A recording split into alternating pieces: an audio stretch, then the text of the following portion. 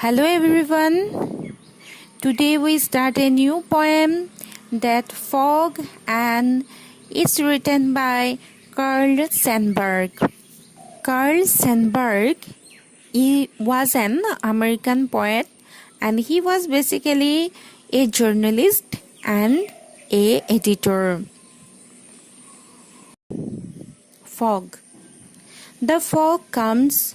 on little cat feet. It sits looking over harbor and city on silent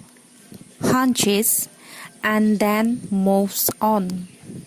Yet fog mane bujaise it is a thick cloud of teeny water droplets present in the atmosphere অর্থাৎ কুঁৱলীৰ কথা বুজাইছে specially যেতিয়া নেকি winter সিজন হয় সেই সময়ত আমি যি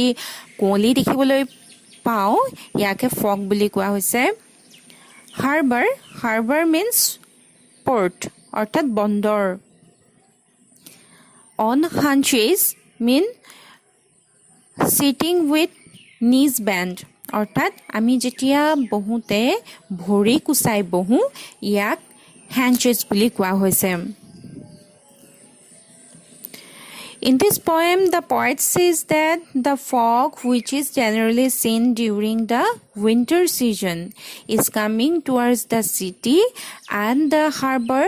just like a cat ইয়াত poete কৈছে যে কোলি কেনেকৈ আহে কোলি The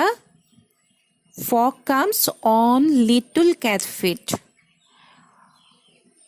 কেটৰ নিচিনাকৈ মেকুৰীৰ নিচিনাকৈ সৰু সৰু খুজেৰে ফগ বা কুঁৱলী আহে বুলি কবিয়ে কৈছে It sits looking over harbor and city. It means the city in a very silent manner so that no one can notice its arrival of fog অৰ্থাৎ fog কেনেকৈ city বা হাৰ্বাৰৰ ওচৰ পাইগৈ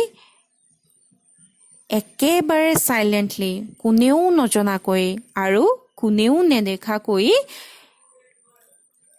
fogৰ আগমন হয় বুলি কবিয়ে কৈছে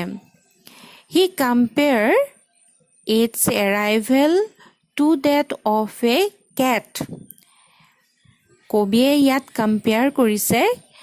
ফগ অহাটো কম্পেয়াৰ কৰিছে কাৰ লগত মেকুৰীৰ লগত কম্পেয়াৰ কৰিছে because a cat always enters a place silently মেকুৰীয়ে সদায় যিকোনো এখন ঠাইলৈ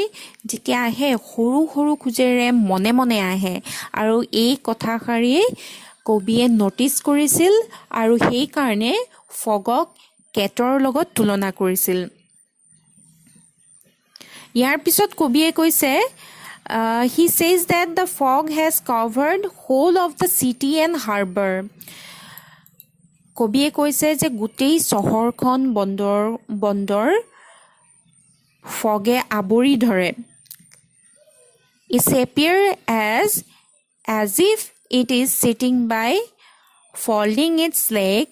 and looking around just the way of a cat অৰ্থাৎ ইয়াত কোৱা হৈছে যে